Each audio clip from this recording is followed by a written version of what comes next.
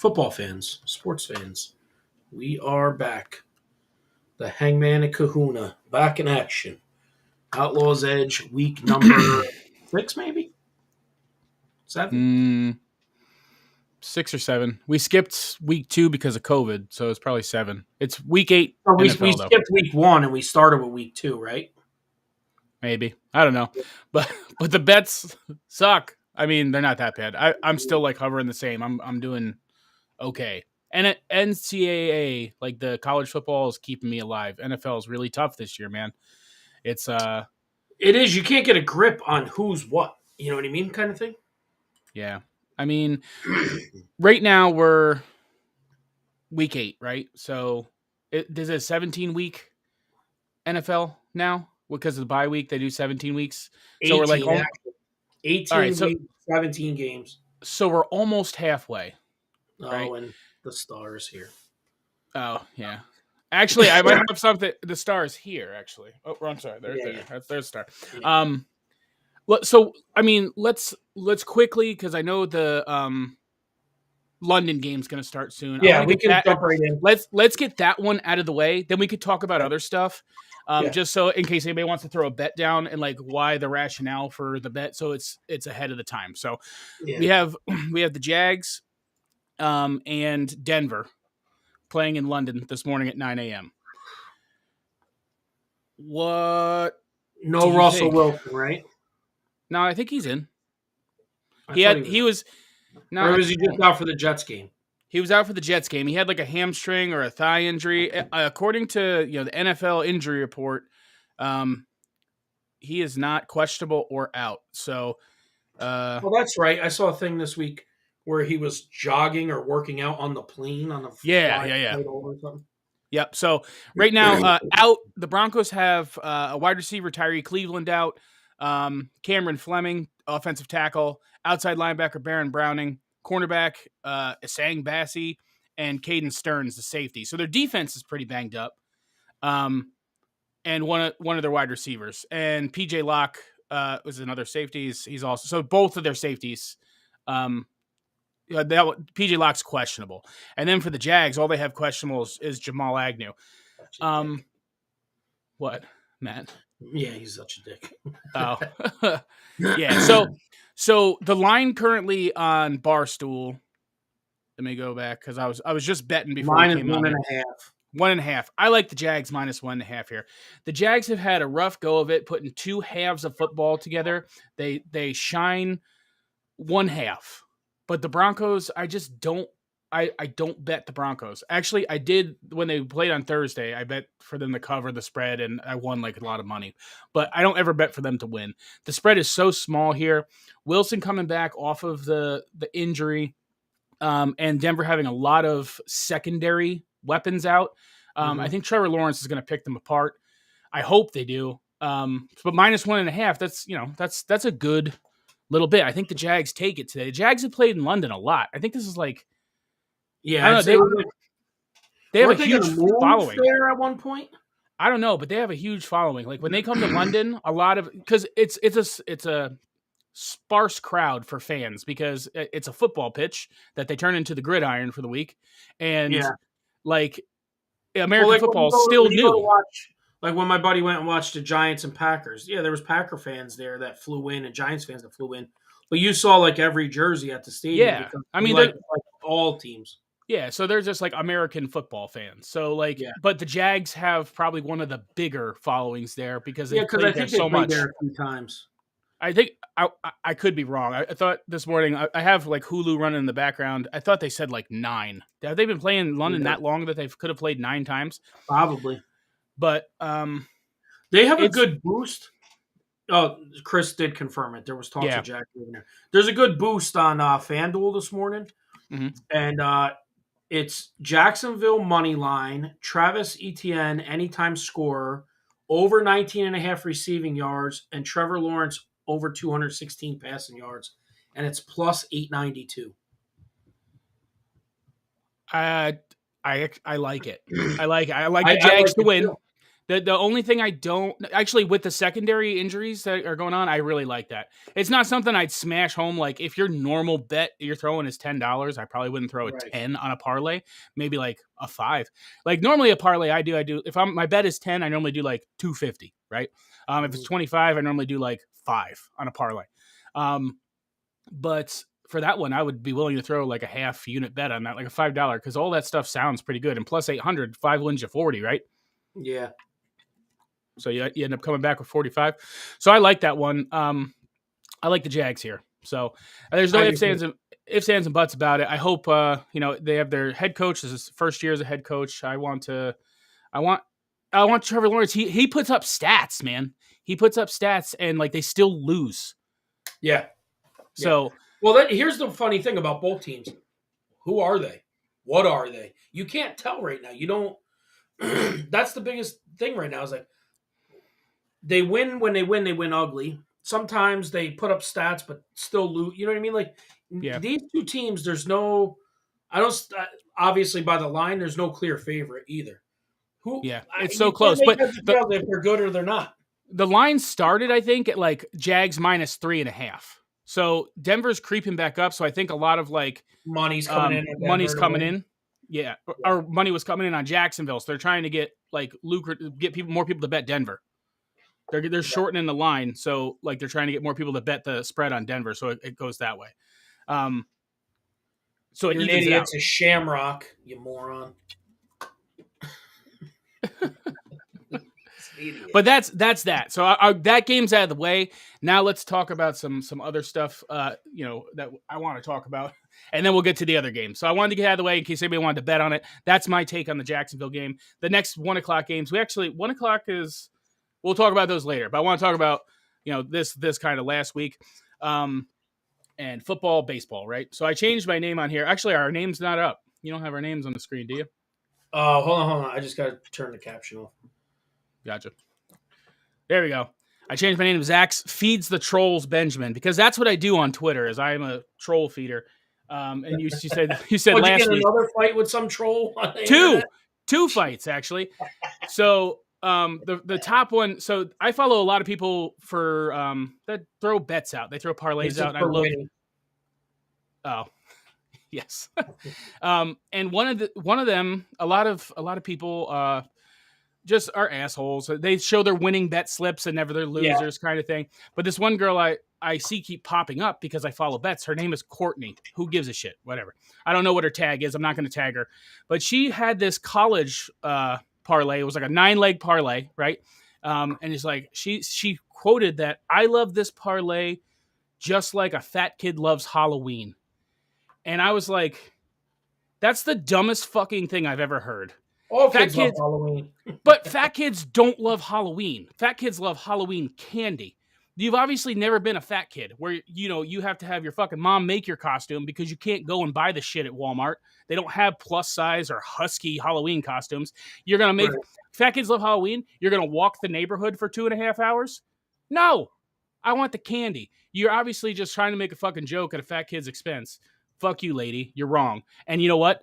The parlay hit every leg but one. She lost it on one leg. I think it was Oklahoma. And it was so great. The other one is related to baseball. Have you followed the World Series at all? I just know there was a walk-off. Well, I don't know about a walk-off, but a home run in Game 1 by the Phillies in the extra inning. Yes. So that game was phenomenal, right? So I said when the Yankees lost, I said Phillies in 5. I really think it's going to be Phillies in 6. But I want to fit, and they showed this whole map of the United States, and it was all red with like one little blue dot for Houston fans. So even though the Yankees are not in the World Series, everybody is still talking about the Yankees. It's like, and it's not just because I follow them and that's like being pushed towards me. Whole big thing about the Aaron Judge. The other following the Yankee. Did you see that he unfollowed them on Twitter and Instagram or something?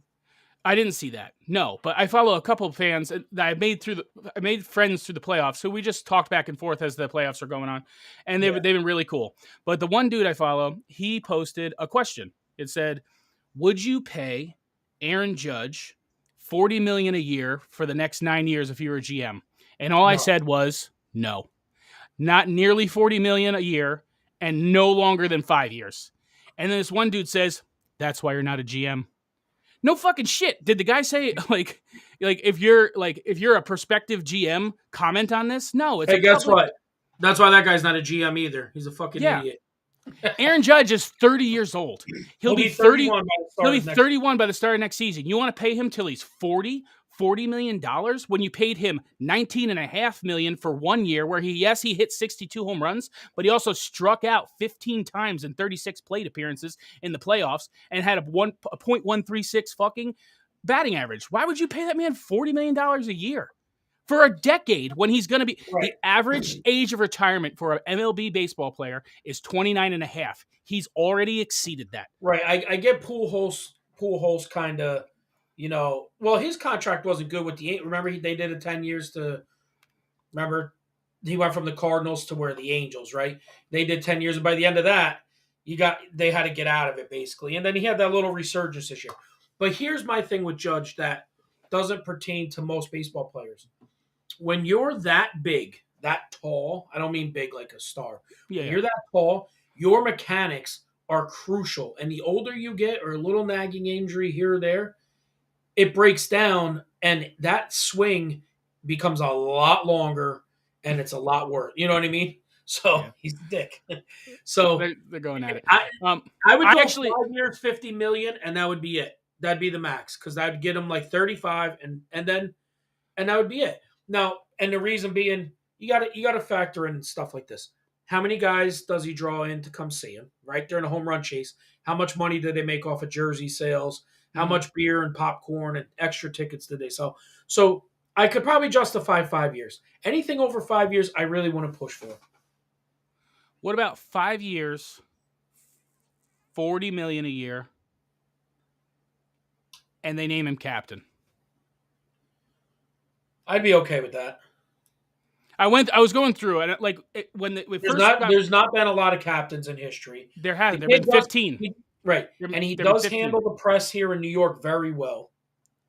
Mm-hmm. You know what I mean? You don't read about him doing off, he's never going to put a black eye in the organization. You know what I mean? He's not going to be out there, hammered, drunk driving, this kind of stuff. So I definitely feel like he's earned that. But I want to go more than 5 years. I just want it. So, I mean, on record, there's 15 captains in the history from 1902 to current. Yeah. Right. There's been a couple more that have come out that are like, I guess, unofficial captains. But you look at the last couple. You have Derek Jeter, who's had the longest tenure. You have before him Don Mattingly, and then it was I think before Mattingly, the last one was Greg Nettles. And then Thurman Munson.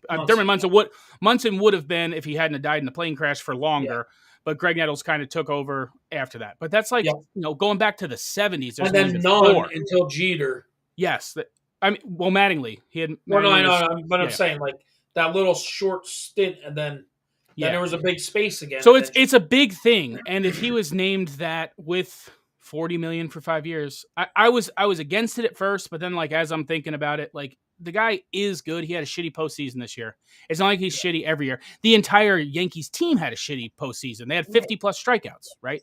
So it's not, I don't know. And I just got into a huge, like, long fucking thing with this guy, and I'm like, just shut the fuck up. Like, 40 years old it's not the normal.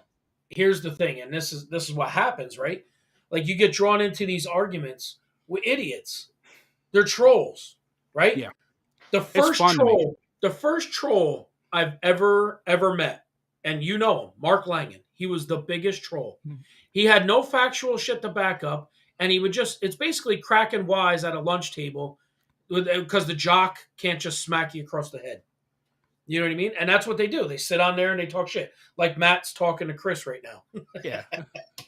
But yeah, I mean, so while we're on the Yankees for a second, I would go 5 years with Aaron Judge, max, and I would even maybe creep up to that towards the $50 million mark for those 5 years. And if he wanted longer, they'd be club options, where we could just get out of it. Not the Yankees could get out of it after 5 years. Have you seen, the comedian Vic DiBenedetto? Yeah, I think you shared the thing with me on TikTok. Yeah. Was that no? I don't You know if it shared was it to from me. TikTok. Yeah, the YouTube thing where he did the postseason press conference. Was that not one of the most funniest, accurate, enlightening things you've ever seen? Yeah. He He gave he I gave like no him. shits. Yeah, I like him. He's a big Jets fan too, isn't he? He does the Jets all the time. Jets or Giants? I can't remember which. It might be both. I've seen him talk about the Jets too. Yeah, that was hilarious. But they're in the Yankees organization. That was the big thing. Was what we're talking about bringing Judge back. There was the whole talk about immediately after the postseason. Some manager came out and said that it was really tough to play in New York because of the booze. And then you get people like Derek Jeter and David Cohn being like, "That's New York." New York has a tough, tough go of it. And Right. I got one more troll thing. Earlier, before this Aaron Judge thing, they were talking about, you can't believe one guy said, I paid 3/4 of my paycheck to take my kid to the game, and they played like ass. And the one guy's like, well, if you're paying 3/4 of your paycheck for a ticket, first of all, it's the playoffs. This is a working man. If you're a consumer and you're Right. paying to bring your kid to the game, right? You paid your ticket. If you want to fucking boo, you can boo. Like that, you're the consumer. You Right. can say yay or nay. Do you ever go to a restaurant and like, no, the steakhouse is too good. I'm not going to send this back if they make it wrong. No, you tell Right. them when it's fucking wrong. And the Yankees were just wrong, especially against the Astros. So to shit on somebody who's like a working class man taking his kid to a playoff game to have that experience, and then shit on because he was disappointed that the Yankees lost and they booed. Who the fuck are you? You're not. You didn't pay to go there. And even if you did, you Right. do what you want with your fucking seat. Yeah. Well, here's the thing. It's a difference. A lot of people get it wrong. They're like, "How could you boo? How could you not boo?" It wasn't like you were getting hits. You struck out 50 times in 4 games. You're averaging 12 point something strikeouts per game. Game The one 50, was 17, for Christ's sake. the 50 the 50 strikeouts might have been with Cleveland included. But No, still, no, no. It was it in was the just 4 game series for yeah, Astros. that's ridiculous. That's ridiculous. 50 But times. So that means yeah, so you're not getting on base at all, really. mm, You just completely fucking flopped. And as a fan of any team, that would be like the Washington football team getting to the playoffs and then not getting a first down for 3.5 quarters. yeah. Right? Like, Yeah. you're going to have a reason to boo. You're going to have a reason to boo because they're called the Washington football team or the Commanders, too. Yeah. The Yankees just played terrible this year. They played terrible this year. Like, I don't want to go too much into it. The World Series is here. It's 1-1 right now. So in game one, what happened? The Astros won last night? Astros won last night. And now more cheating controversy. I'll get to that. But in game one, Phillies were down 5-0 going into the fifth. Yeah. And they came back. They battled back. They got it 5-5. And then Real Muto, the catcher who bats third, awesome. He didn't hit a walk-off because they were away. So they in the top of the 10th, he hit a home run. He hit a home run. But the best part, I don't know if it was in the 10th or the 9th. I can't remember. But the Astros had a chance to score some runs. It was second and third, 3-0 on Maldonado. I think it was Maldonado, the catcher for the Astros, and he leaned into the pitch and then like got hit in the elbow. And the umpire says, "Nope, time." They had his mic. He's like, "Time. You fucking leaned into it. Get back in the box." And then he ended up grounding out to third base. It was awesome. It was like sweet justice. Awesome. Yeah. So then they win 6-5. And then, of course, the talk of the Yankees again. It's like, oh, the Yankees, Boone would have said on to the next one and gave up when they're down 5-0, which possibly is true. But the Phillies battled back. Last night, they're in the same position, down 5-0. They ended up scoring 2 runs. It was 5-2. But that Fromber, the dude with the wicked curveball that struck out all the Yankees, they were showing him like rub the ball down. Like every time he got a new ball, he'd take his hand out of the glove, he'd put his hand down, and he'd rub the crease and like rub the ball up. And then every time he got off, he's like rubbing his legs. People are like, he's got grease on the ball. His spin is over 33,000 or 3,300. So, the Astros are just going to be steeped in this cheating controversy forever. But I mean, I never was a pitcher. And I don't think any of us really were a pitcher. Like, we played other positions. We may have pitched, but, people rub the ball all the time. It's not like he's scratching it with sandpaper. Maybe he's sweaty. It's Houston. I get it. I mean, to rub the ball down, but if, some people, you can put stuff on the ball Like some people like it slippery, some people like it where you got the extra grip on it. Yeah. Depending on what you're throwing, right? So I don't know. Like it could be there. It could be. And now people are starting to look for stuff, right? The guy does have a ridiculous, because with analytics and StatCast, they have all this exit velo, spin velocity, whatever. His curveball does have a ridiculous rotation on it. Like I don't know how you get that. 2.5 feet. I don't know how you get that much torque on your arm without needing Tommy John surgery every month to get that much. But then again, I'm not a pitcher, so he could just be that good. He does look. He looks like a fucking blockhead. He's a big meaty guy. He's got some strength to him. Like a new school Clemens. Yeah. Big dude. A Spanish Clemens. What's funny, you're talking about doctoring the ball up, right? Yeah. Is we interviewed Jack McDowell on the Outlaw Blitz. Yep. And he was talking about anytime he faced Nolan Ryan when they were both aces. He goes, anytime I'd go out against Nolan Ryan and the ball would be on the mound, I would just pick it up, look at it, and throw it off to the side. He said because he definitely scuffed the ball. And he said because he was a split finger, his best pitch was a split finger, he needed to control the ball. He couldn't guess, where the ball was going to cut, just took off. And they would show Major League Baseball, and the umpires would just kind of go like this, Zach. It's Nolan Ryan. What do you want me to do? So, you know what I mean? Like the rules were different. This whole Astros cheating thing does not go back to 2017, right? Nolan Ryan played on the Astros, and if they're accusing him of this, oh yeah, but also the Queens, Once Upon a Time in Queens. Yes, Mike Scott. Yeah, they're the one dude. Like if you watch the video one, I listened to the book and Ed Hearn had the ball, and we've also it's scuffed as fuck. No bat does he still has a ball, and I think in that documentary he showed the ball that he has with all the cuts on it. Yep. They were stuffing the baseball back then. I don't have the baseball show, but yeah, I saw it. And they every ball they threw away when they were at home, they told the fucking bat boy, go out and get it and save it. And they saved all those balls. So yeah, it's not like new that the Astros are always steeped in patterns. I don't know. He says we're talking about balls so much, it's turning him on. It says making him horny. I know. He's an idiot. He is. It is what it is. But anyway, that's it for baseball, for me at least. Oh, so last night, it was 5-2. So now they're going to Philly. They have tonight off. They go to play in Philly on Monday and play 3 at Philly. I would love to see them sweep. I'm really rooting for the Phillies. They were the 6th seed coming in. If you look at the record, they're just a bit above 500. I think they were like the 3rd in their division, weren't they? And they're all the way in the series. And I like that team. I like Schwarber.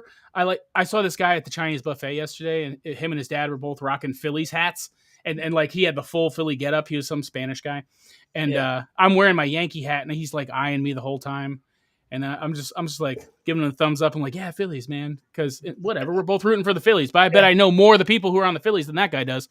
Well, here's the thing. We've talked about this in a football sense, but Philly's got some of the most vile, vicious fans.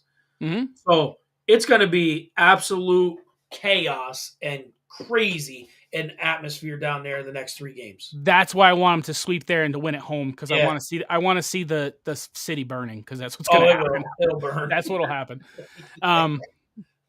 It's why I think baseball wise, pitching, fucking Verlander in game 1, he is he's 39, he's almost 40, right? Yeah, he pitched in 3 World Series in 3 different decades.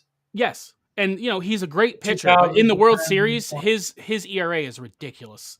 I don't think he's won a starting game in the World Series. At least game 1. If he starts game 1, he's lost. Yeah. Well, and he had a 5-0 lead, and then he gave it up in that 1 inning there or whatever.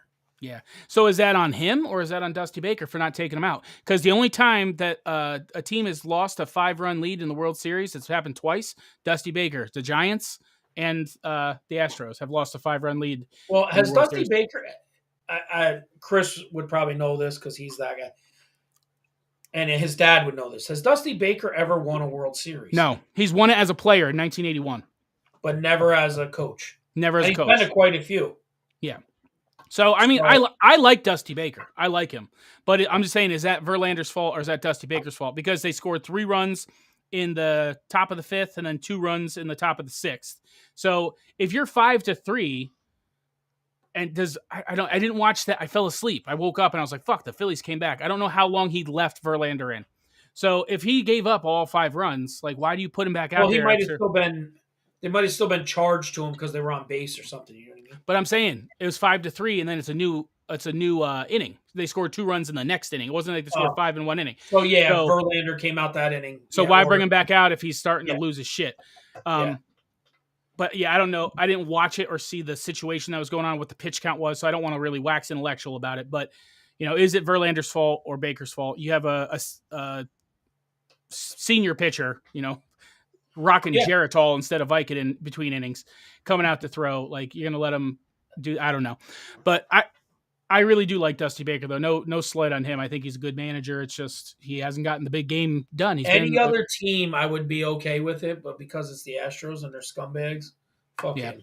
And then, and I still can't believe that Altuve didn't get beaten that many more times. I saw a picture. It was what was the little small guy from? Was it Pleasure Island? The plane. Yeah, Tattoo. Tattoo, yeah. It says, I'm going to tell my kids that this is Jose Altuve, and it was Tattoo. That was awesome. That is he's just a little guy. But, yeah, so Philly tomorrow night, I don't know who the starting pitchers are declared yet, but I can't believe Wheeler lost, because Wheeler's really good. Last night, he was their starting pitcher. But anyway, that's enough for me with baseball and the trolls and stuff. Last night, this is not sports related. It sort of is sports related. I went to the Gainsbridge Fieldhouse where the Pacers play to see Bert Kreischer. You know who Bert Kreischer is? I know Bert Kreischer. Yeah, he's hilarious. Fucking hilarious. I saw Segura in Fort Wayne in May. I took my buddy out for his birthday and a friend. We went out and saw Segura. He was funny. His Netflix specials don't do justice to his live show, but Bert Kreischer fucking killed it. And if this is going to be a Netflix special, look out, because it's awesome. Yeah. I laughed so hard. Sarah laughed so hard. We sat next to 2 weird-looking meth heads who were like, this is our 4th Bert show. They smelled like complete meth factory. But it was hilarious. Such a great time. And what's that?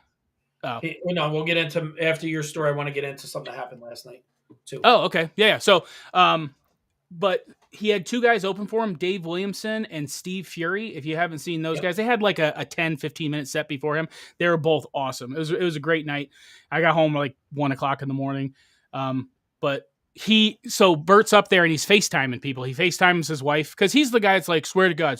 And he says such outlandish shit. Do you know that the movie Van Wilder was made off of his college career? Yep, I do. And he's got a movie coming out about The Machine. So they're doing that. So he FaceTimes Leanne, his wife, and asks like to verify this story. And then he's like, who else should we FaceTime? And people are all calling. He's like, oh, I love Indiana. So the teacher from The Machine story was from Indiana. He tried to call her. She didn't pick up the phone. He calls Pat McAfee. Pat McAfee gets him on. Huge, especially in Indiana. He doesn't answer. And then, so he's going on telling some more jokes, and then Pat calls back because he's doing NCAA college game day. Yeah. And the fucking crowd went nuts. I have never seen a group of people go so crazy for a punter. Indiana loves that dude. More than that. He's more than a punter, bro. He is. No, he is. Pat but McAfee is the internet sports version of Howard Stern, if that makes sense. Yeah. And not in a bad way. I'm saying he's taking, like Howard Stern took traditional radio, took it to Sirius, and then made it this big thing. Mm-hmm. Pat McAfee is taking sports and how it's covered and making it how it is now. We'll get on to their little argument in a second. Yeah. But, so Bert Kreischer, I was going to tell you something else. So he was calling people, talking about whatever. Oh, I know I was going to tell you. So Bert Kreischer was doing a show in this area. Mm-hmm. And he sees an ad for a chili cook-off. So him and his buddies all get, the people that come on his bus, his crew there and his openers, all get these white velour sweatsuits. And they're going to go to the chili cook-off. Only when they went, the chili cook-off was canceled, and a buddy of ours was getting married. So they crashed his wedding and then ended up taking all kinds of pictures and stuff with him. Yeah, he and seems like it's on YouTube. he seems like a really genuinely fun person to hang Decent, out with. fun. Yeah, Yeah, and he's very, I don't want to say like philanthropic, but he right. does throw money. Like he seems like a Yeah, cool dude. And I've heard the machine story 1,000 times. He says it every time. It's just like, when you are, it's got to be so different for a comedian. I mean, you had that one guy on, the Canadian guy on yeah, Blitz. He was really awesome. I love that interview. But it's got to be one thing when you're a musician and you've been playing Freebird for 30, 40 years. yeah, yeah, And yeah. at the end of every show, it's Freebird. It's a song. It's 4 minutes. This dude tells a 15 to 25-minute version of The Machine every night. And it never Well, gets old. that's what people want to hear, right? Mm-hmm. You got to have your new stuff, but they always want to hear it. Yeah. So, I get do it. you want to talk about this fight? That I Yeah, didn't watch it. I don't care about Jake Paul. I watched the Jake Paul Anderson Silva fight last night. Mm-hmm. Now, I will say this, Chris, I agree with you. Anderson lost. Matt, I'll agree with you. Anderson. So here's how I had it. At one point, I was like, it's 4-1 Anderson Silva.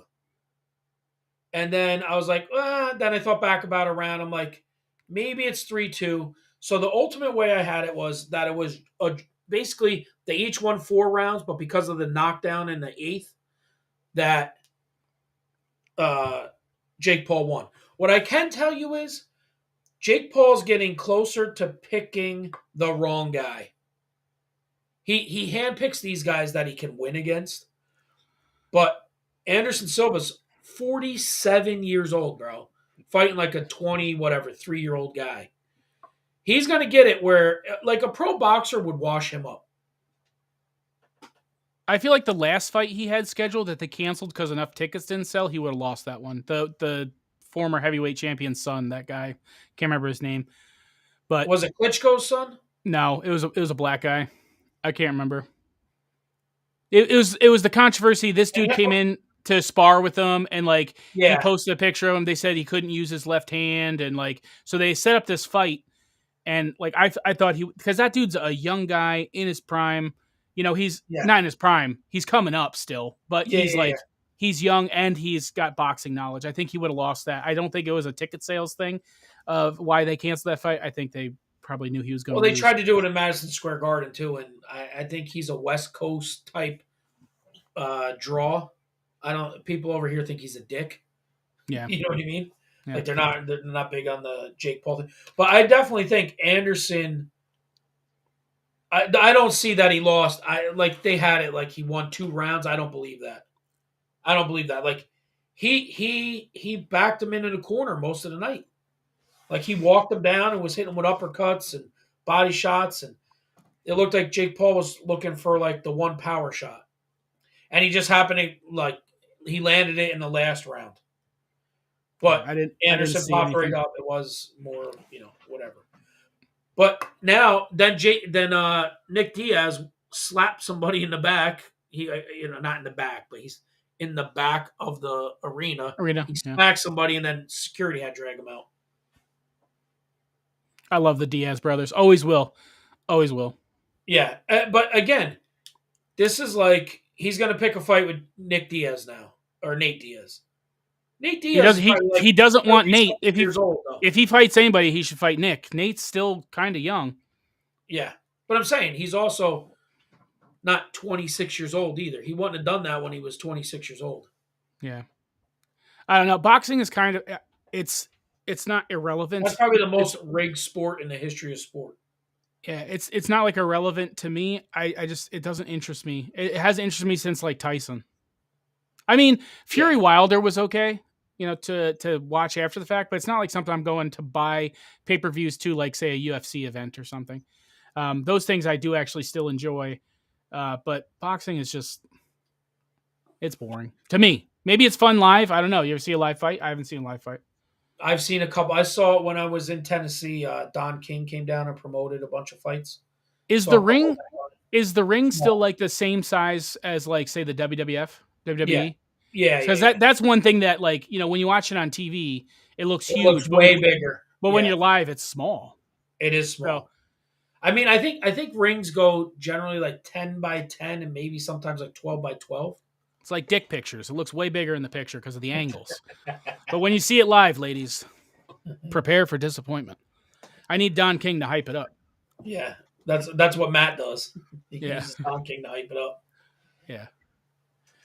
All right, so let's roll into the 1 o'clock games. All right, where are we at with the 1 o'clock games? I got the injury report up. Week 8.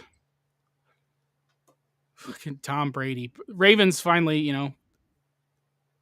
I can't say they finally win a game. They're 5-3, but they beat the Bucs. So we talked about Broncos Jags. First game I got in the ticket is the Panthers at the Falcons, 1 o'clock.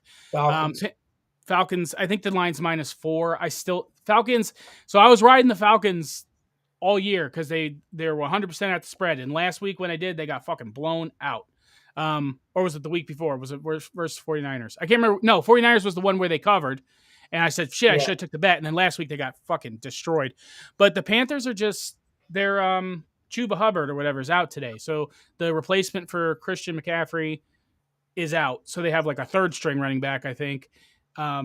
They have a lot of injuries. They're just a team that's collapsing. How they have 2 wins, I have no idea. Probably because on the back of Christian McCaffrey. Falcons are only 3-4, but I like the Falcons at home. Up to -4. Over under. I don't care about that in this game, but I like the Falcons with this game. Zach, we just got a new sponsor. It's Matt Russell's OnlyFans account. Yeah. What are you promoting on there? Do you pay per click or what? We'll send them. You line it up. We'll send it. Yeah. What's the deal we're making, Matt? What's the deal? Is it pay per click? Is it? We got to know. We got to know these things there, Matt Russell. And you want to talk about Anthony Maggio? What do you want to talk about? That he'd knock your head sideways right now? I know, Chris, that they have 2 running backs. There's other injuries that I could talk about. With the Panthers, I think there's a couple injuries that are notable besides just Chuba Howard. And what was the snap share, Chris? Like between Chuba and Dante? Like, is he going to do that well having the entire snap share, or is he going to get wore out? It's not somebody who plays all the snaps every day. That you got 2 backups coming in, and now one that's getting all of them. It's a big to do there. I'm trying to see what the over under is, but anyway, the injury. Who else is in the Panthers? Chuba Howard. Oh, they just had some questionables. Baker's out, right? Too. He's out. Is he just on IR? Because this doesn't show people who have been out. It's only for this week, so I don't know if he's still out. He has that foot injury or whatever. Yeah, I don't like the Panthers to cover here. Then the Falcons are, it seems like the Panthers are trying to lose, right? Like that they're trading off pieces and they're trying to. Yeah. So I mean, if anything for the prop, maybe go over on Dante Foreman's rush yards if he's going to be getting the entire snap or an anytime touchdown kind of thing. Yeah, but I think it's significant. And the Falcons were 100% at the spread until last week, and I'm going to still ride with them because they're still pretty good at covering the spread. So, and they're home, so -4. It's more than a field goal, less than a touchdown. I just like the Falcons better.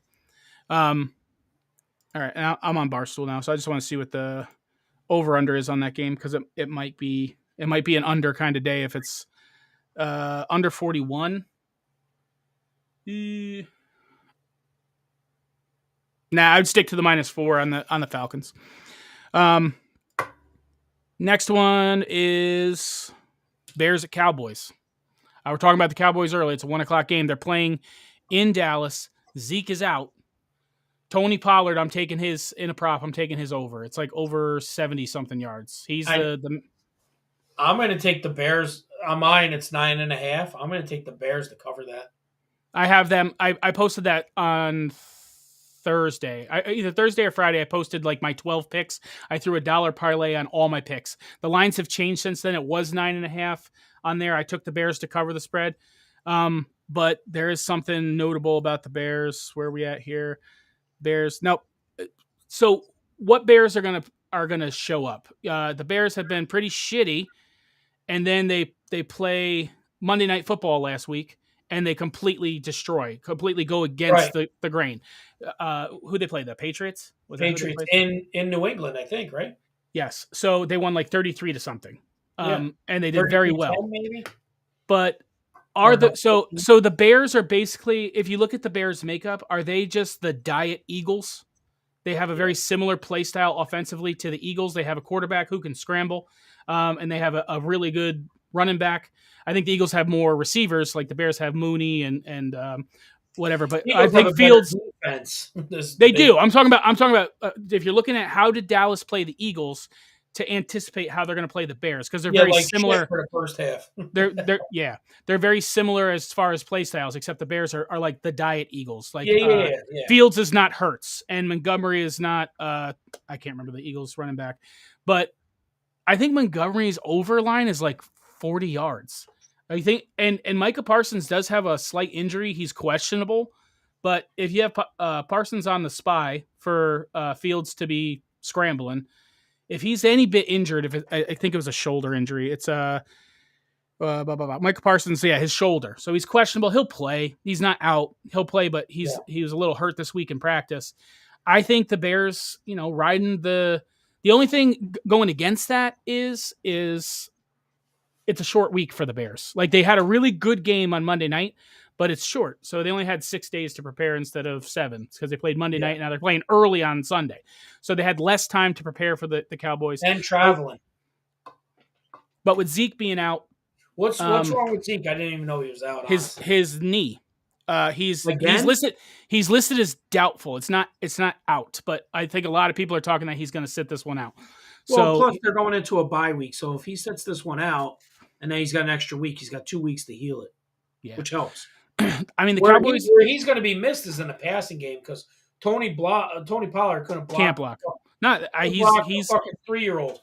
He's the reason Dak hurt his finger. Right? Because he let the dude run right by, and Dak was out because of a missed block, from Pollard. So it's really going to hurt in the passing game. The other thing is it's still questionable. I remember I texted you mid-game last time. I wasn't watching the game because it wasn't on my area for Hulu, but I got the report that said, Dalton Schultz was out injured. So he's still hurt. He's questionable with a knee injury. And I know that Schultz is like one of Dak's knee that's been hurt.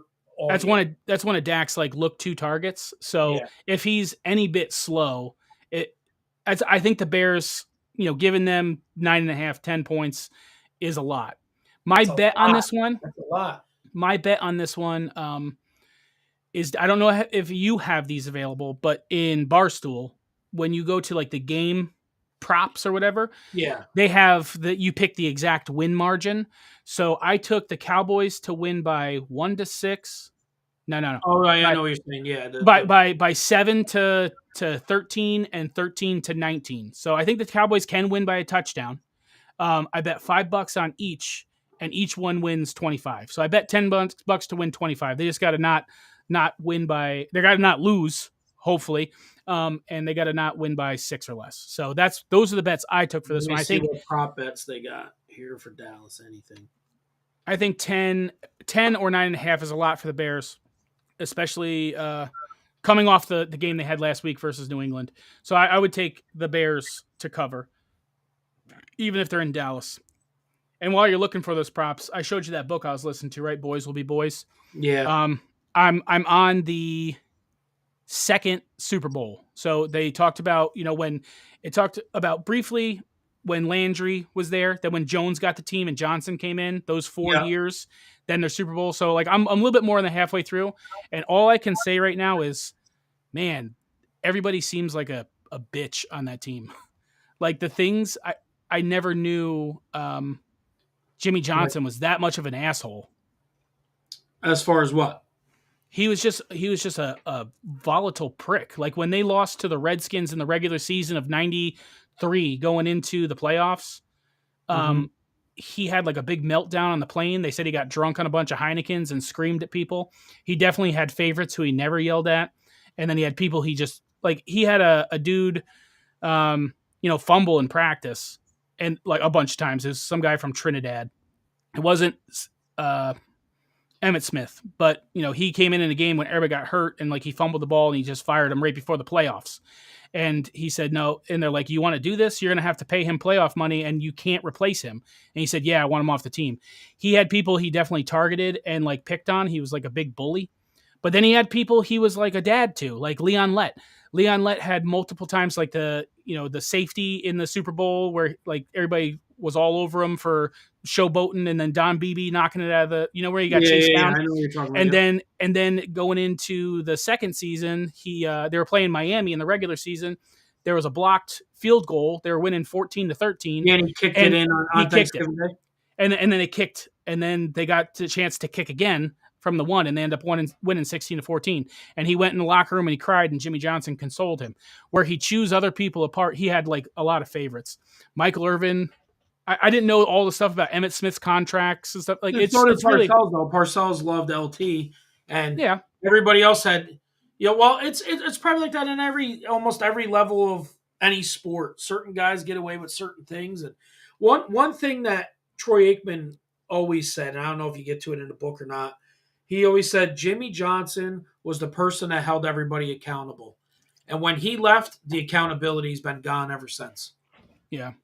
But I know Jimmy Johnson because I was a Redskin fan at the time, and I was a kid. This is like I'm 8, 9 years old. I'm not paying attention to coaching and stuff like that. Yeah. I just like the superstars. So I was aware of who all the great Dallas players were at the time. Daryl Johnston. Who was their tight end that was really good? Jay Novacek, Irving, Emmitt Smith. I was aware of those people, Troy Aikman. I just didn't really follow the game. I like the Redskins. So seeing all these little nuances about, Emmitt Smith fighting for his contract after the Super Bowl, not playing the first 2 games the following year, re-enrolling back in college saying, fuck this. And then, right. It was a big thing because it's still it's the early 90s, like early to mid 90s. This second year they went to win the Super Bowl. Emmitt Smith coming off of most touchdowns, most yards as a rusher, and fighting to get a contract, and they ended up giving him a shit contract. They wanted to give him Barry Sanders' contract, which was the worst in football at the time. And Jones is like, yeah, I think you're just as good, if not better, than Barry Sanders. But Emmitt's agent was like, no, man, this is a terrible contract. So they fought the contract. He didn't play the first 2 games, and then he ended up coming back for like $4 million. And then Aikman halfway through the year gets a contract for longer for like $8 million. And it was a big like white versus black thing. It's very interesting. It's a good listen/read so far. I like it. But it's very much about that dynasty of the Cowboys, not the history of the Cowboys. I'm still interested to go back and learn like the Landry years and stuff like that. But it's a good read. But anyway, did you see any props that you like or anything? No, there's really nothing. There's no boost on that game at all. Okay, so I like the Bears to cover. I like Cowboys to win, Bears to cover. Yeah. By 9.5 or 10, I have them in the pipe for that. That's a 1:00 game. Then we got the Dolphins at the Lions. Dolphins are 4-3. Lions, they're playing in Detroit. Lions are 1-5, but Amon-Ra St. Brown is back. Like, I think he's going to play. He's listed as questionable, but this is his first game. Like, should be back almost fully healthy. And wasn't it, if Chris is still here, I know he works on Sunday mornings. Is it Swift is their running back? I think he's back too. So they have their offensive weapons available. The line was -3.5, I think, for Miami. Yeah, -3.5 for Miami. I like even with the Lions, being healthy. Yeah, so he says they're playing. So Swift and Amon-Ra St. Brown are playing. Even with the Lions healthy, I still like the Dolphins to cover. Tua had a great game last week. The score didn't reflect how well he played. That motherfucker needs to learn how to slide, though. Please. Oh, dude, please. First chance he gets, he runs head first into fucking somebody. Yeah. They had St. Brown, he was questionable, but I thought he was going to come back and play. But, I mean, if he's out, definitely Dolphins. Definitely Dolphins. But even if he's playing semi-hurt, he's on concussion protocol.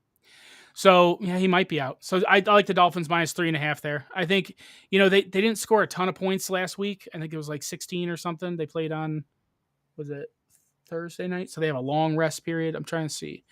But regardless, I think, Waddle, Tyreek Hill, Mostert. They just have a lot of weapons. And Tua's, he got shit for so long. He's not been playing a very long time, but he can't throw the ball far. He's got a weak, limp arm.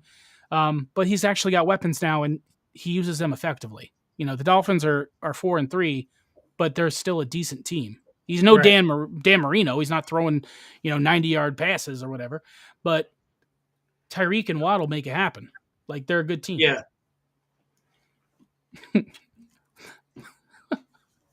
Why we have fat guys there, Matt Russell.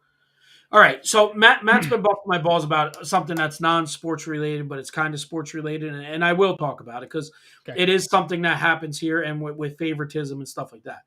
A buddy of ours, Maggio, his son's a freshman who could have played freshman soccer. They asked him to come up to varsity. He comes up to varsity, and he's in a very liberal school, right? Very, very liberal school district. Well, like a year ago or whatever, when they had to have the masks or whatever the deal was, he wears a Trump 2020 mask. Now, this is a kid that was high honors. He's a basketball player. He's a baseball player. He's a soccer player. Since he wore that mask, he got something like 28 write-ups over the mask. It wasn't up high enough. It was too big. It was too small. Just really busting his balls about this mask. Well, the kid gets COVID. He's playing soccer. 6 minutes into his first action, he scores a goal. He's playing soccer. He's doing well. Kid gets COVID. So he has a sister in school district. She goes around. She gets all the homework. But some of it is like paper, right? Like some of it's on a Chromebook. The other stuff's paper. Mm-hmm. So he's out for, like, say, Thursday or Wednesday, Thursday, Friday, Saturday, Sunday. He comes in. He hands his stuff in. And just kind of how how in Socrates we used to have the warning letters if you had a warning letter or whatever, but they do theirs weekly, the ineligible list. Yeah.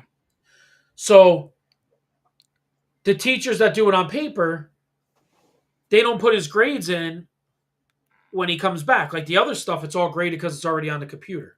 Mm-hmm. They don't put his grades in, so he gets like 3 zeros. Puts him on an ineligible list. Well, the thing is, he hands the work in, but because they didn't put the grades in, he's ineligible. Well, what's funny is the ineligible list comes out. Other kids that are on the ineligible list get to play.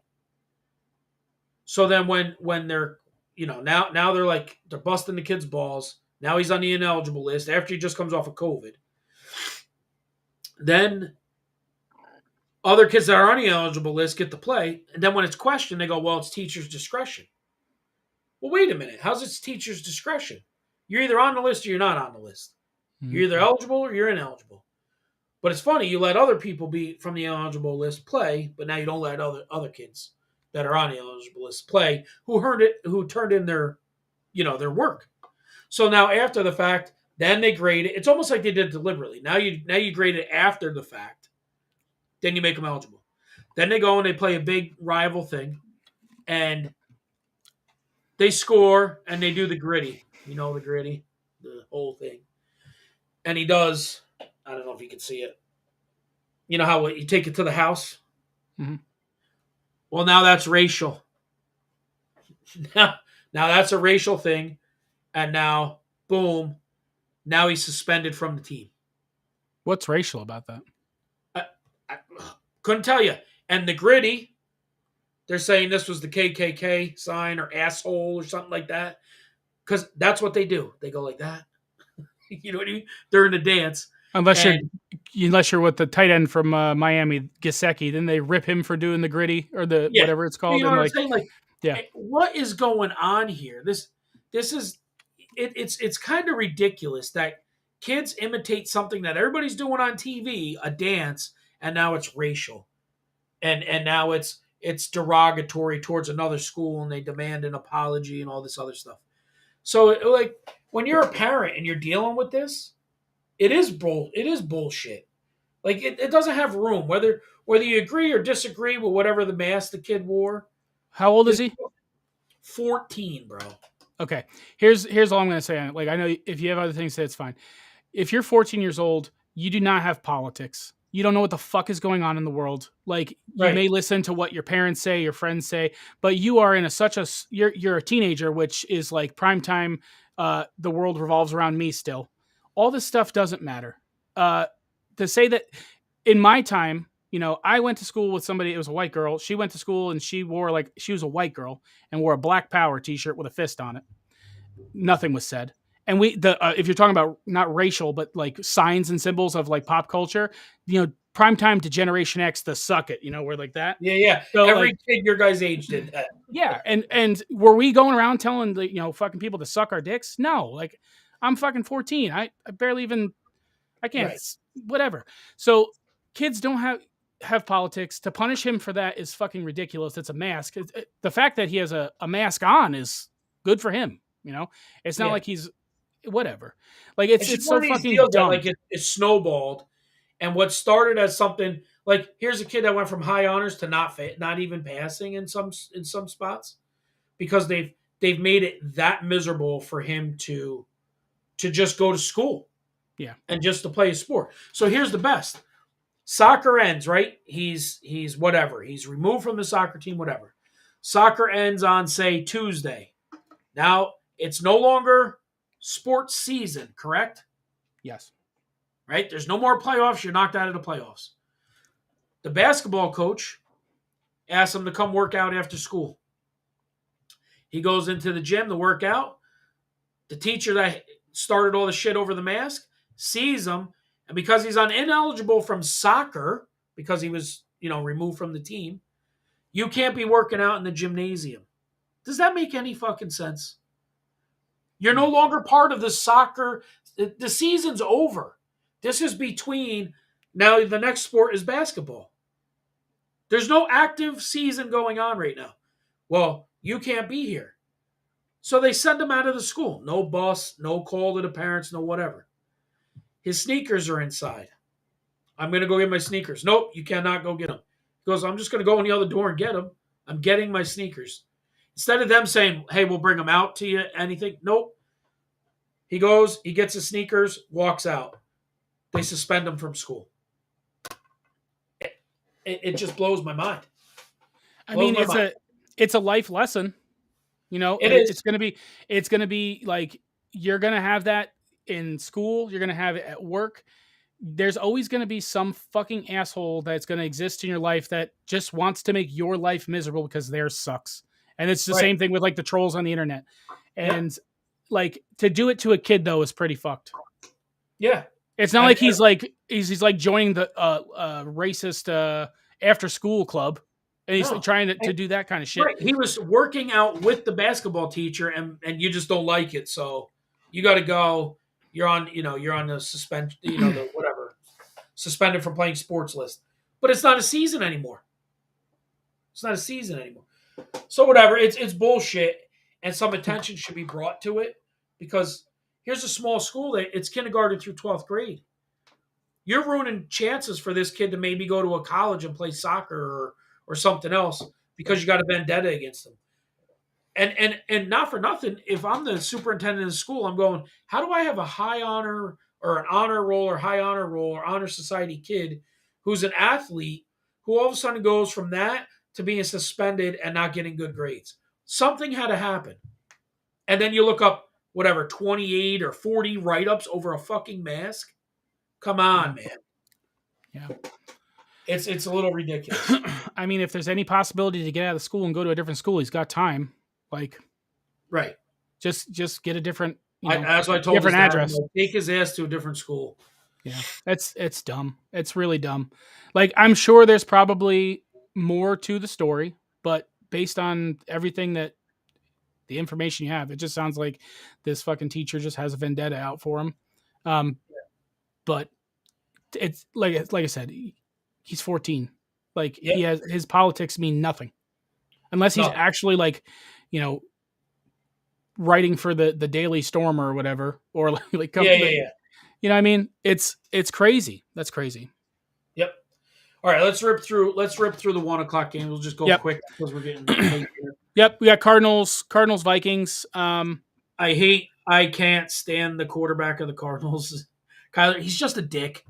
And I think over time you'll see probably next year or two he'll be out, and I'll take the Vikings because I think they're at home, right?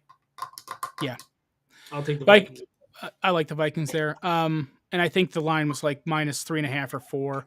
Yeah, I don't like Kirk Cousins either, but where the hell's but the it's line? not prime time Kirk Cousins. It's 3.5, -3.5 at home. I like the Vikings. Next game we have the Raiders at the Saints. Both two losing teams, 2-4, 2-5. This one had some stuff on it. What I like it's under 49.5. What is it? The Raiders have an average of 23.3 or 23.5 points on the road, and the Saints are normally 25 at home. That adds up to 48.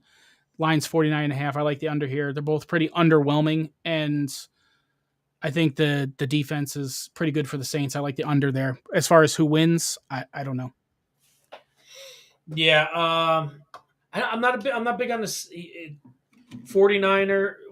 What'd you say the spread was again? I'm sorry.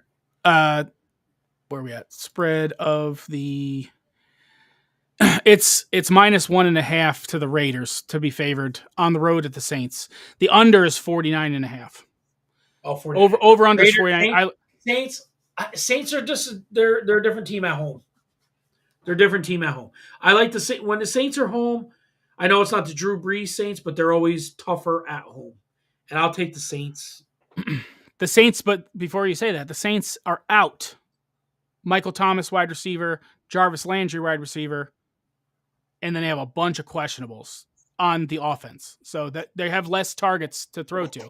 It's going to be a defensive game, so it's close in the spread -1.5. So I get it. They're at home. If you're taking if you're like I'm looking for a home dog, sure, I think that's okay there. But the reason they don't have a lot of their wide receiver core available, that's why I say it's going to go under.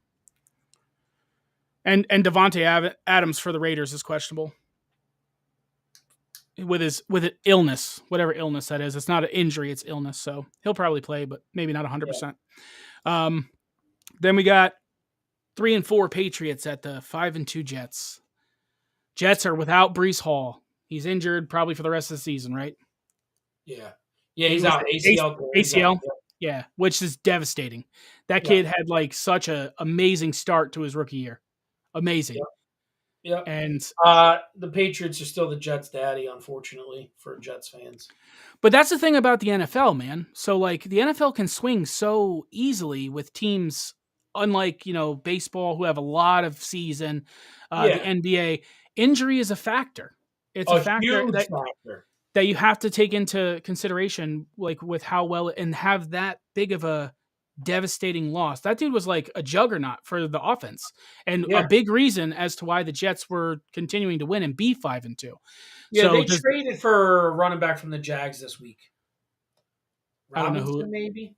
I don't know who it was. Chris is our statistician. He'll fill us in. But Carter will probably get a lot of the snaps, right? Michael Carter, he's still good. Yeah. He's still good. Well, here's the thing. If the Jets can run the ball, even with their backup running backs, they're going to be tough. You know what I mean? But that's an if. This is the week they got to prove it, right? Yeah. The Patriots, do own the Jets historically. But New England is not the New England of old. They still have questions at their quarterback, right? Yep. They took Mac Jones out. Or Mac Jones. Right. So they're like, what are we doing here? So they have that conflict going on in the locker room. James Robinson's who Chris said. With the line being Patriots -2.5, I still like the Jets defense. I do too. They destroyed. The team was pointed 100% in the right direction, but I don't think they're there yet. Yeah, like that Sauce Gardner cornerback dude is awesome. Like they put a lot of pressure on Aaron Rodgers versus Green Bay when they're playing Lambeau. I like the Jets defense, and I think that they can come through. I just don't know if their offense is going to put it together to score enough. You know what I mean? So the fact that it's, Jets +2.5, this is another home dog that I like. I still think with the Breece Hall injury that they're able to put it together just based on their defense and the question at quarterback for I want to check. New England. I want to check because you bet on Barstool. I want to check what the line is. Because Portnoy's a homer. Yeah. You're looking at what? I FanDuel? just want to see what the regular line is. I think this one's DraftKings. Oh, Jets 3. That's 3. Yeah, so Jets field goal. +3. Yeah, I don't know. I just think New England's in a more of a must win kind of a thing. So I hate to say it. I think Jets are pointing in the right direction, but I think New England wins this week. I think from a better standpoint, like as a better, I think New England is the better value bet there. Yeah. But from a fan and somebody who I'm not a Jets fan, but from a fan of football, I like what the Jets are doing, and Yeah. I want them to win. Yeah. So, that's what I got there. I still would throw some money on the Jets just because I want to see what happens because the value's there. The value's there. Even if it's Jets money line, you're a home underdog, where everybody's like betting against you because you have this big injury. So the fluke shit happens, and this is where I think you might get some value from fluke shit. Then we have the Steelers at the Eagles. I think the line is Eagles -11. Yeah, I don't know there. Again, like you say, what team's going to show up? Because the Steelers, all of a sudden, they play better some days, and then some days makes no sense how they get fucking blown out and can't score at all. Well, I mean, you when you don't have Trubisky, and they've been playing pretty okay with their new quarterback, right? Was it no? But Trubisky Pickens? Came back in and won for them, whatever, a week ago or did he? Whatever. That was Pickens. Well, who's their other quarterback? Pickens. Kenny Pickett. Yeah. Did he get injured? You that's the first couple weeks, remember? Well, no, they have the receiver Pickens. It's Pickett to Pickens, right? That. So he's the one that made the OBJ catch. Yeah, the really good catch. Who's a rookie. So TJ Watt's out, so that's was Pickett injured, and that's why Trubisky came in, or was he just playing shitty? Do we know what happened? I can't remember. I don't follow him that closely. I just know he came out and Trubisky came back in. I want the Eagles to lose. I don't like the Eagles, but it's not going to happen. Well, we need 11 points. To lose. Yeah. And it's an interstate rivalry, believe it or not. So, those games tend to be closer. I think 11's a lot. The Eagles. I think 11's a lot in any NFL game. The Eagles are good, though. They are. And they just acquired like another defensive end, right? They got the new defensive end this week. So their defense is getting even stronger. They're making good moves to just be better. I still don't think they'll have the perfect season. I don't think they'll go 16-0, 17-0. But I like the Eagles. I think this is a game where it's a lock where the Eagles win. Yeah. But by 11, I don't know. I'm staying away from this game. I don't want to touch it with I don't even want to put little money on it. Now we're on to the 4 o'clock. We have the Titans at the Texans. And the Titans have their quarterback out. Tannehill's out. Yeah. Texans have a shit down there. I don't know. Texans have a shitty record, 1-4-1. But they're playing at home. I know they're playing at home. I don't know. Oh, I think they have Malik Willis. This is another game I'm not touching with any money. I think I leaned towards the Titans before, but now that I know that Tannehill's out, like Texans might cover, but I'm not touching that one. This is game. I don't know if Matt's still here, if he's finally passed out drunk at 9:30. Commanders at Colts. You have the first game starting for Erlinger, the new quarterback. They're sitting Ryan, right? They're saying he has the injury to his shoulder. Whatever. Oh, I like the quarterback. But they're going Sam Ehlinger, from Texas. Yep. But they're going with him to start. Commanders, they had a good game last week. This is the rest of the year. They made that choice, right? Yes, that's what I'm saying. Like, this is his first go. What I like in this game, okay, good for you. What I like in this game is him to have at least one interception.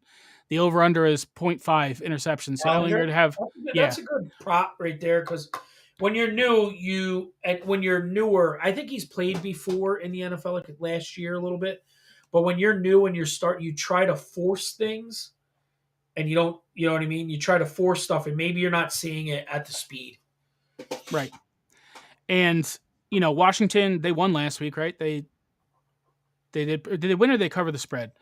They had a decent game. If I could absolutely give a fuck less, I couldn't give a fuck less. Did I just call them the Redskins or did I call them Washington? No, they beat Green Bay 23-21, which is not really anything special because Green Bay is terrible right now, like just ass. But they had a good game with their backup quarterback, and I like, right? Yeah, I like Washington to. I like him better than Wentz. I do too. I like Washington to Washington. Oh, this is next week. I'm sorry. This is Washington, the Vikings. I was gonna say they're +3. Where are we at here? Scroll up. Sorry. Washington. No, Washington Colts. Washington's the underdogs coming into Indy at +3. I like Washington to cover. I know the Colts. They have the quarterback who's kind of new, right? So, they're playing at home. Jonathan Taylor's healthy.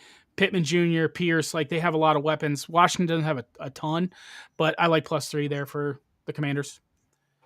Yeah, I'll go Indy there. I would take Indy to cover that. -3. Yeah. But I like the prop bet Ellinger throwing a pick. Yeah. All right, let me get back to week 8 here. I was just looking to see what Washington. I watched him play at Texas. He threw picks there a lot. But he's a slinger, man. He's a player, that kid. 2 more games at 4:00.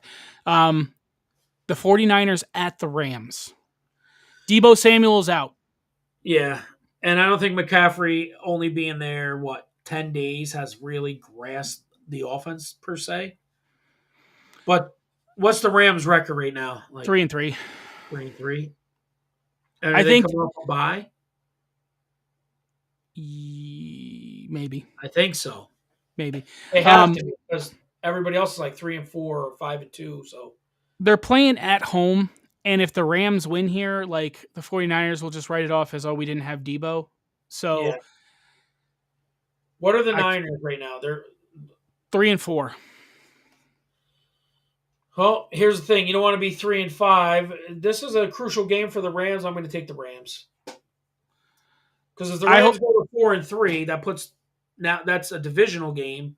Yeah. That puts them 2 up on, in the loss column on San Fran. And then it's the Cardinals, basically. I don't think anybody's worried about Seahawks.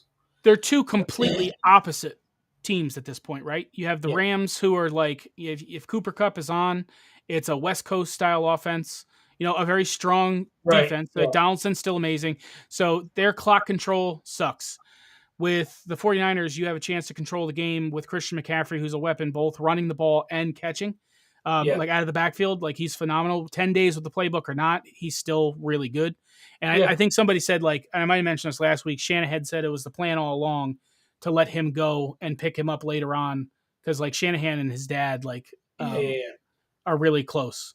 So I like the Niners here, even without Deebo, but the Rams being home, all things considered, as a fan, if the Rams had a bye, this is why I take the Rams. I understand your points. The only reason I'm leaning on the Rams is they're 3-3. It's a home game, and they're coming off a bye. Yeah. That means they got time to get healthy. Yeah, and they're rested. So from a betting perspective, I like the Rams here, but I want the 49ers to win. I don't care. I like Christian McCaffrey, and I think the Rams win. And then the last 4:00 game, we have the Giants at the Seahawks. This idiot Matt sends me a picture. A buddy of ours gets stung by a bee. And this is what he wants me to show everybody. So, he's an idiot. But that had to suck. Looks like me when I got poison ivy when I was 12. So it was the bullshit about it. He got stung a couple of years ago. He makes honey and stuff. He's kind of like a homesteader. Yep. He took the bee suit off. Everything was away. There was no bees in the area. He put it all away. And then all of a sudden he comes walking back and a fucking bee comes across and zips him. That sucked. Matt trying to get more viewers. He's an idiot. What's the next game, buddy? We got Giants Seahawks. I like Seattle at home. Again, it's like New Orleans at home. They're tough. I I just do not like Geno Smith, but it's tough to go and win in Seattle. And the Giants win every game close. If the Giants win, it's going to be late like every game. You know what I Yes. mean? I could see what's the spread on that game? 3.5. Giants to the underdogs. Road dogs Oh, plus I'll 3. take that. I'll take that. I will take the Giants as I will take the Giants 3.5. It's currently 7-0 Jaguars in the first quarter. 7:40 left. Broncos have the ball on their own 25. So just an update They on must that. have just scored probably. Yeah. I'll take the Giants there. Okay. I'll take the Giants there as well. I'm not ready to like give up on the Giants being overrated. Like everybody says, every week they're the dog. Every week they're the dogs. Every week, and they keep putting it Right. together and winning. And Giants, like the Jets, I like where they're going. So Right. I'm not a New York football fan or New Jersey because they play in East Rutherford. They're still the New York Giants, football Giants. So I like the plus 3.5. I know Seattle's hard to play. The 12th man is real. I think it's way more real in prime time. Like they show up and their stadium's super loud. Right. But with Saquon Barkley, Wan'Dale Robinson, and Jones last week, Jesus, Jones with 107 yards rushing himself. Yeah. Like, geez. So I like the Giants plus 3.5. But I think that's probably my favorite 4:00 game, and I'll have to end up watching the Commanders and Colts because that's what's local to me because I'm in Indiana. Nighttime game tonight. We had the Bills at the Packers, or no, the Packers at the Bills. So the Bills should not lose this game. There's no way. There's no way they should lose. Not. But crazier shit has happened. You know? Right. So like Packers are riddled with injuries for their wide receiver core. I don't know if Cobb is back yet. I know Lazard is out with a shoulder injury from last week. The line is pretty big. It was like 10.5 or 11 for this game as well. Do the Packers cover on the road in Buffalo? They're both cold weather teams, so it's not like it'll affect them. They're both outside cold weather teams. If it's cold or, the elements I don't think play a part in this. It's not like you're going to Miami or something. Right. But the Packers are just the fact that they have 3 wins is shocking to me with how they've been playing. Yeah.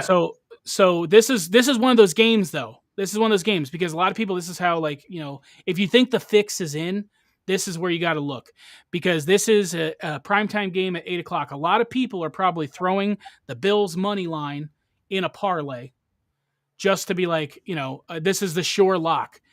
And then some weird shit happens because it's primetime and they lose right. and Vegas gets all this money because everybody had the Bills to win.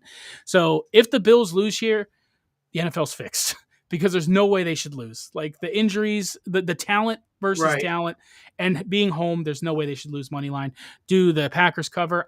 I don't know. It should be fun to watch, but I ain't watching it because I got to get up early in the morning. I ain't staying up late for this game. If it was the Cowboys or something like I cared about, like Chiefs versus Bills, I'd watch it. But the Bills should win here. I would take them anywhere from -7 to -10.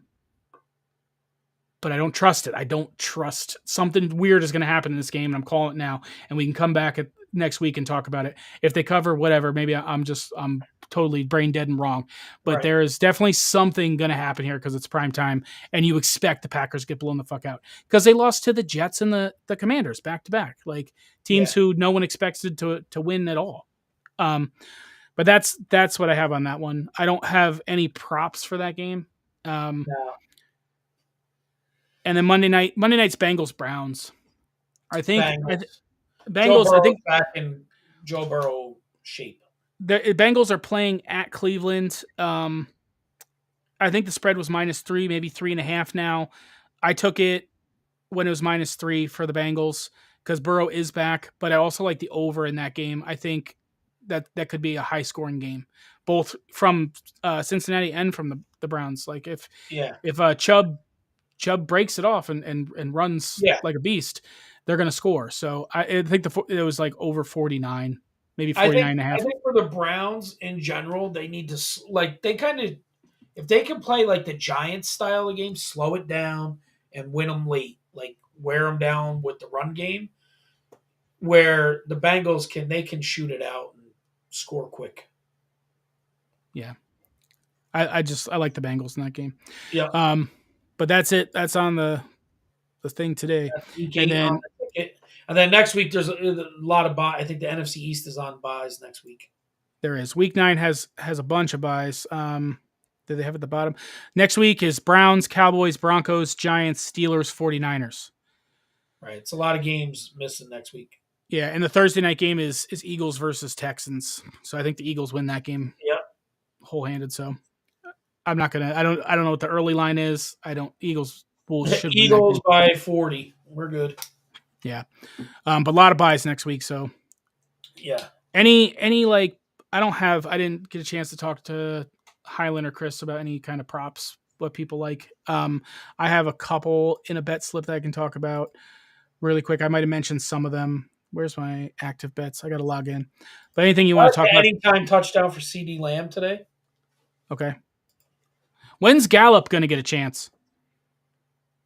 I don't know, dude. I feel like he gets no targets. You know what it is? Dak can't throw the ball deep. That's why. His first week back, Cooper Rush found him, but then Dak came back. A what? A real door? So the props I have. So CD Lamb, sure. Like, kid's good. I got... Yeah. Oh, I did have one parlay for the 49ers-Rams game. I got the 49ers money line under 42.5, and then the Rams are going to be winning it first half. That's my parlay for the 4 o'clock games. And then I put St. Brown if he's going to play. If he doesn't play, it locks out. It closes out. But if he's going to play, over 63.5 yards. Total interceptions by Ellinger to be over 0.5, so throw at least one interception. Yeah. I got Alvin Kamara over 61.5 rushing yards for the Saints. Having all those wide receivers out, he's probably going to run a lot. And then I got Tony Pollard over 77.5 with Zeke being questionable or doubtful. Yeah. I think that total yards or rushing yards? Rushing. Yeah. That's what's scary about it. But if he gets a lot of the target share and they do run the ball, yeah, sure. Yeah. But that's what I got for this week. I got nothing else. Me too. By the time we come back next week, World Series could be over. Yeah. World Series could be over. Yeah, we'll see. It should be over. I think the last game should be Saturday, shouldn't it? So if they have off tonight, they play 3 in Philly. So it'd be Monday, Tuesday, Wednesday. Off on Thursday if it has to go back to Houston. Friday, Saturday. So it'll be over. Should be over by next weekend. I'll take the Phillies in 6. That's what I'm thinking. I want Phillies in 5. I'd like them to sweep in Philly, but I like the Phillies in 6. Astros just score a lot of runs. I also hope the Phillies in 6. I just can't stand the Astros. Yeah, their offense is good though. They score a lot of runs. Yeah. So that's all I got this week. I don't have a ton of action on games this week. I'm just I'm lost with. Well, here's the thing. So next year, my days off change, right? So I'll be off Friday and Saturday. Mm-hmm. I like it a lot better next year because if we do it on Saturday mornings early, no, I don't care. We can keep this going after the season or whatever. But I like college football. Like, I think if you can really study the college game, there's more money to be made because the spreads are bigger. You know what I mean? I think there's more money to be made in college. There's also just ridiculous amounts of action too. There's so many more games. So many more games.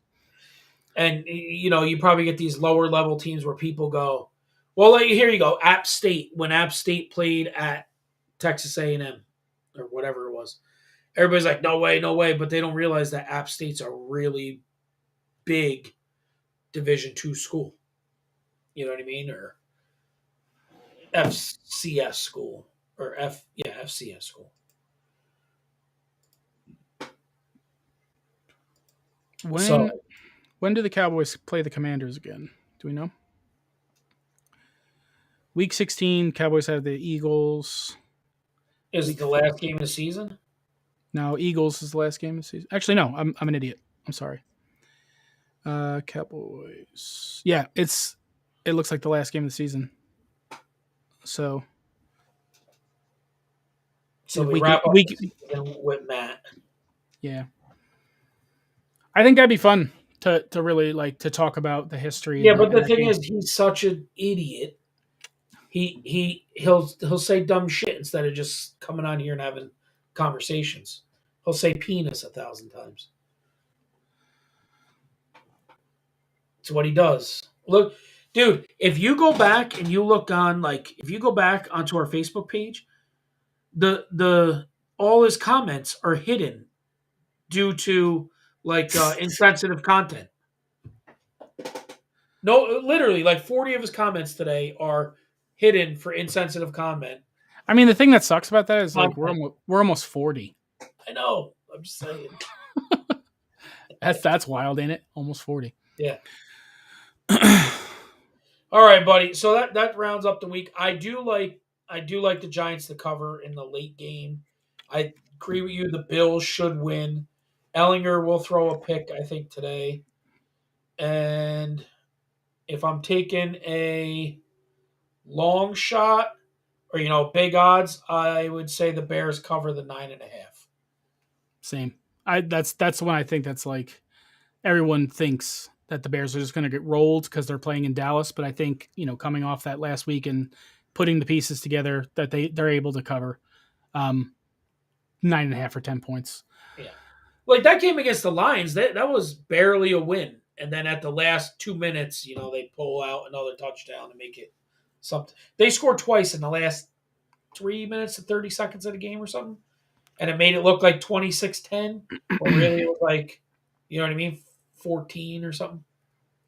I was hit for 40 comments. Well, I don't know how many comments you're hit for, Matt, but so there you go. 40. He counted them. Yeah. I saw something pop up saying you got 100 comments, and I bet 88 of them are Matt. Jacksonville driving right now. First quarter's almost over on the 40. 7-0 still. So they're driving. I just want Jacksonville to win. I hate the Broncos so much. And I don't hate the Broncos. I hate Russell Wilson.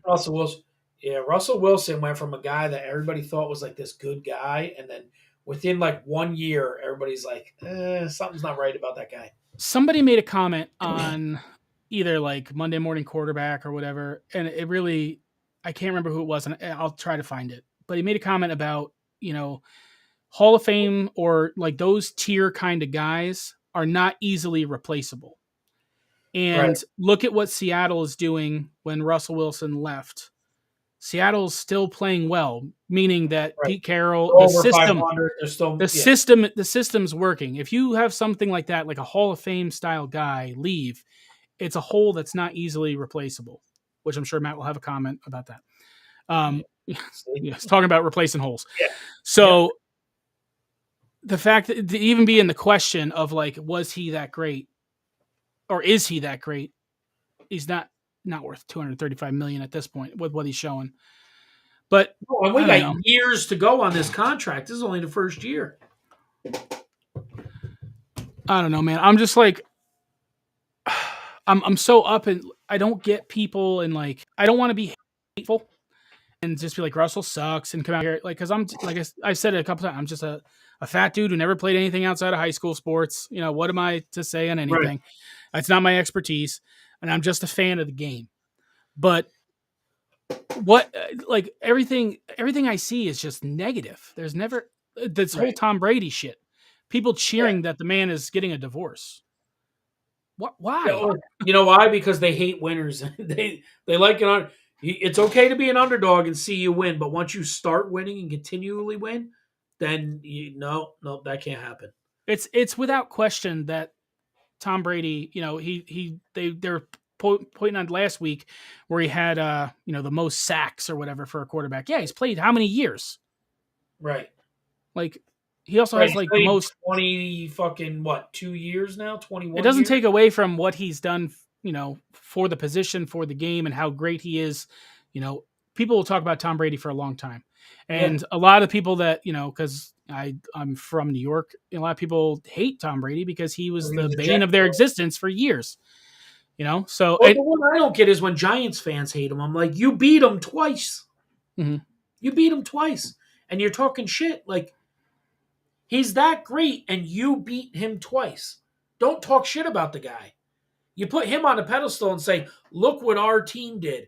We beat the greatest quarterback ever twice.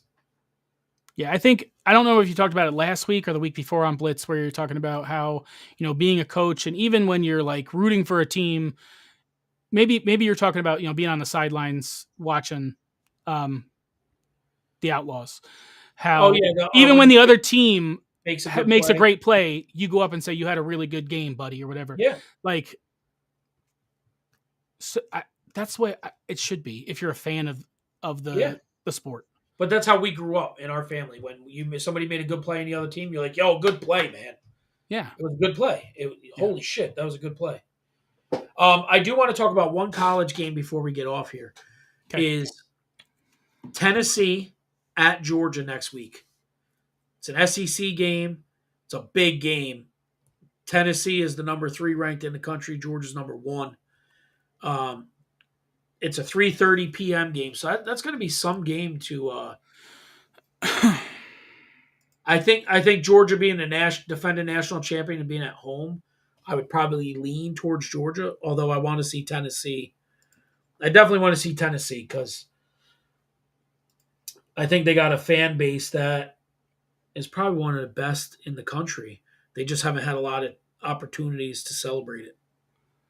Do you have any like future line on that? Do they have lines on it yet? I don't. Let me see if they do. Barstool is like not doing anything for me. I don't really get a chance to watch a lot of college football. I bet on it, but really just watch the scores at the end because it's a long day. Even the NFL is a long day.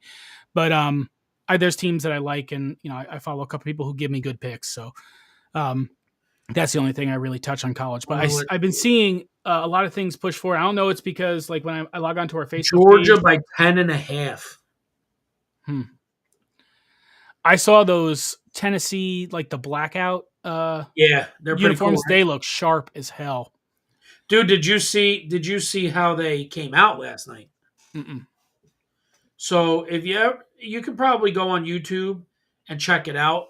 They normally, when they play a day game, they have all the lights on in the state, or even at night, they have all the lights on in the stadium, and then the band comes out like this, right? They come out of the tunnel straight and then out, and they make a T, and then the football team runs out in the T for Tennessee, right?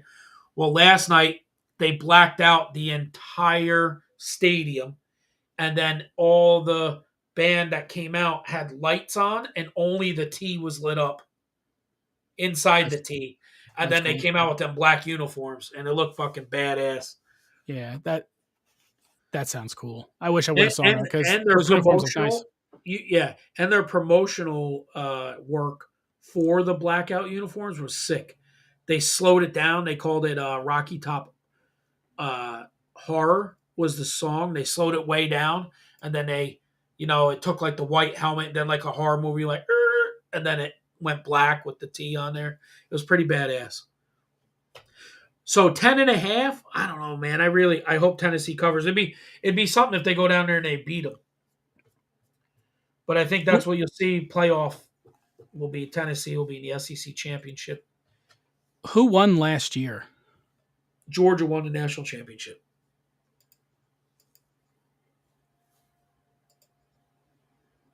Huh. Yeah. It'd be something. Maybe I'll check. Are they playing Friday or Saturday? Saturday, 3:30. That might be something I got to watch. I wish I saw the game last night, or could have seen that thing you described. With the band, watched a little bit of. I watched them versus Kentucky for a little while last night. Yep, they blew them out, like 33. The quarterback for Tennessee is pretty good. He Hendon Hooker is his name. Yeah. But he's like almost 25. He's like one of them guys that's been around college for a while. And is he a senior? Yeah, probably like a fifth year senior. He probably had like a transfer year. He had to sit out. Then, you know what I mean? So. Yeah. All right, well, let's get rolling. We will see each other next week. I'm going to go. I want Tennessee to win 10.5 points. I think they'll cover. I have nothing to say on that game. I have no idea. I have no idea. All right. Not All yet, right, at buddy. least. Yeah, we'll see you next week then. Sounds good. All right, see you, buddy.